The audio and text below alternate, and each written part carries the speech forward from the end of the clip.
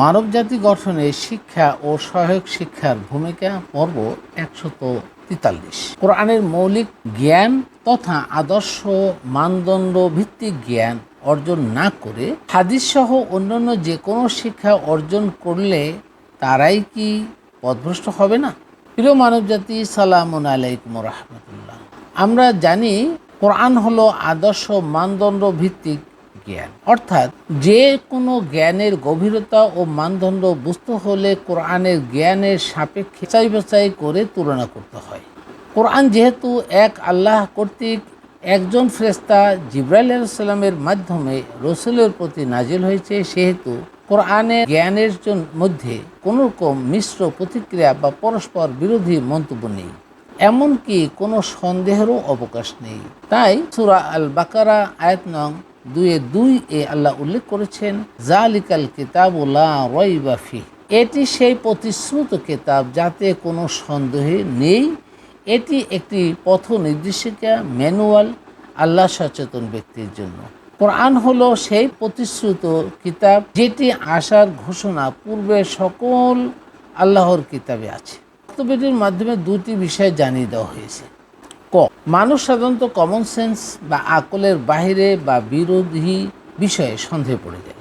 তাই বক্তব্যটির মাধ্যমে জানিয়ে দেওয়া হয়েছে যে ষষ্ঠ ইন্দ্রিয় দিয়ে যা জানা বা বোঝা যায়, ইন্দ্রিয়গ্রাহ্য বিষয়, এমন বিষয়ে মানুষের জন্মগত পাওয়া জ্ঞানের শক্তি বা কমন সেন্স বা আকলের স্থায়ীভাবে বাইরের বা বিরোধী কোনো বিষয়ে কোরআনে নেই।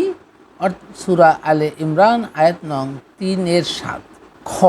কোরআনে কোনো ভুল তথ্য নেই, অর্থাৎ অতীতে ছিল না, বর্তমানে নেই এবং ভবিষ্যতেও থাকবে না, কারণ এটির পরিবর্ধন ও রহিতকরণ হওয়া থেকে সম্পূর্ণ মুক্ত এবং প্রতিরোধ করার দায়িত্ব আল্লাহ তাআলা নিজেই নিয়েছেন। সূরা আল হিজর আয়াত নং 15-9। ইন্না নাহনু নাজ্জালনা যিকরা ওয়া ইন্না লাহু লাহাফিজুন, নিশ্চয়ই আমরা এই জিকির অবতীর্ণ করেছি এবং নিশ্চয়ই আমরা এর সংরক্ষণকারী। জিকির কোরআন অধ্যয়ন, স্মরণ ও অনুসরণের গ্রন্থ কোরআন, অর্থাৎ জিকির দিয়ে আমরা বুঝি কোরআনকে, পরিপূর্ণ কোরআনকে। অধ্যয়ন, স্মরণ ও অনুসরণের গ্রন্থ এই কোরআনকে। সংরক্ষণ করা বা সংরক্ষণকারী, লাহাফিজুন পরিবর্ধন ও রহিতকরণ প্রতিরোধকারী। আয়াতটি হতে জানা যায় আল কোরআনের কোনো আয়াত রহিতকরণ হয়নি এবং কিয়ামত পর্যন্ত রহিত হবে না।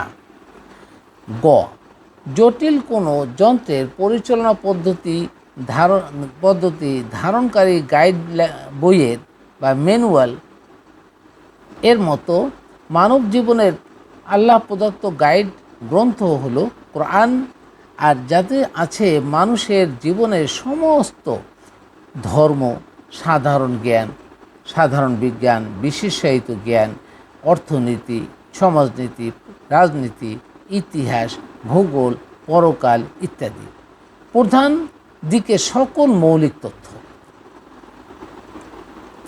আর ওই সকল তথ্যগুলো আছে বিস্তারিত, সংক্ষিপ্ত বা ইঙ্গিত আকারে। আল কোরআন মানব জীবনে একটি মাত্র অমৌলিক বিষয়, তাহাজ্জুদ সালাত উল্লেখ আছে।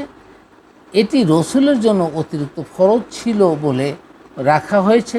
এর সমর্থনে সৈয়দ থানবী রহমতুল্লাহ আলাইহি এর বক্তব্য রয়েছে। আর তাফসিরুল ওয়াসিয়াত পৃষ্ঠা নম্বর 12। তাকওয়া শব্দের আবিধানিক অর্থ অনেক আছে, কিন্তু কোরআনের দৃষ্টিকোণ থেকে শব্দটির সর্বোত্তম অর্থ হচ্ছে আল্লাহ সচেতনতা, আর মুত্তাকি হলো আল্লাহ সচেতন ব্যক্তি। চিকিৎসাবী সচেতন ব্যক্তি বলতে বোঝায় যিনি শরীর স্বাস্থ্য সম্পর্কিত তথ্য জানে ও মানে। তেমনি আল্লাহ সচেতন ব্যক্তি হলেন যিনি আল্লাহর দেয়া বা জানানো তথ্য বা জ্ঞান জানেন ও মানেন।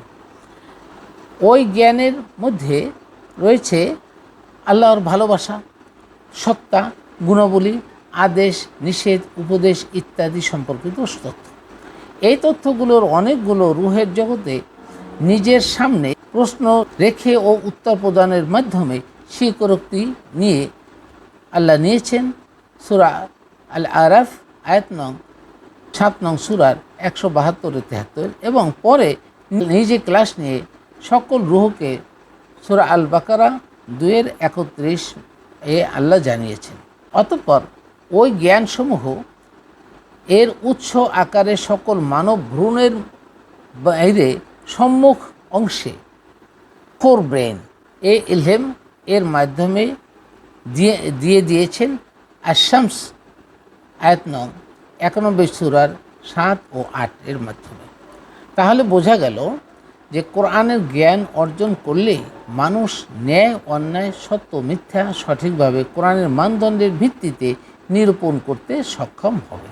সুতরাং যদি মানুষ প্রথমেই কোরআনের জ্ঞান অর্জন না করে ভিন্ন ভিন্ন রাবি থেকে বর্ণিত হাদিসসমূহ এবং অন্যান্য জ্ঞান চর্চা করে, তাহলে তারা সত্য মিথ্যা না জেনে না বুঝে সত্য মিথ্যা ও অন্যায় ন্যায় সংমিশ্রণ করে ফেলবে। অর্থাৎ অন্যায় ও ন্যায় সংমিশ্রিত জ্ঞান সদরে তথা কলবে স্থায়িত্ব লাভ করার ফলে তারা নিশ্চয়ই কোরআনের জ্ঞানের সাপেক্ষে পথভ্রষ্ট হয়ে চলবে। এটাই হলো ইবলিসের অবকৌশল। আর এখান থেকে এটাও বোঝা যায় যে যারা মানব জীবনের কোনো মৌলিক বিষয় নিয়ে কোরআনের বদলে বিভিন্ন হাদিসের দৃষ্টান্ত তুলে ধরে মানব সমাজে প্রচার করে, তারাই ইবলিসের দোসর এবং সহযোগী। বলা বাহুল্য, দুনিয়ার কোনো মানুষকে আমি শত্রু ভাবি না, বরং আমি মানুষের কল্যাণ কামনা করি। সুতরাং কেহ যদি আমার কোনো লেখা বা মন্তব্যে সাময়িকভাবে রাগান্বিত হয়ে কোরআনের কোনো দলিল ছাড়া বিরূপ ও কুরুচিপূর্ণ মন্তব্য প্রকাশ করেন, তাহলে আমরা ধরে নিতে পারি তারাই কোরআন বিরোধী তথা আল্লাহ বিরোধী ইবলিস শয়তানের অনুসারী। আর যদি কেউ আমার কোনো লেখা বা মন্তব্য ভুল ধরিয়ে দেন, তাহলে আমি তার এই নিয়ামতের জন্য আল্লাহর দরবারে শুকরিয়া জ্ঞাপন করব। আহমেদ জাফর, রিসালাতুল ইসলাম।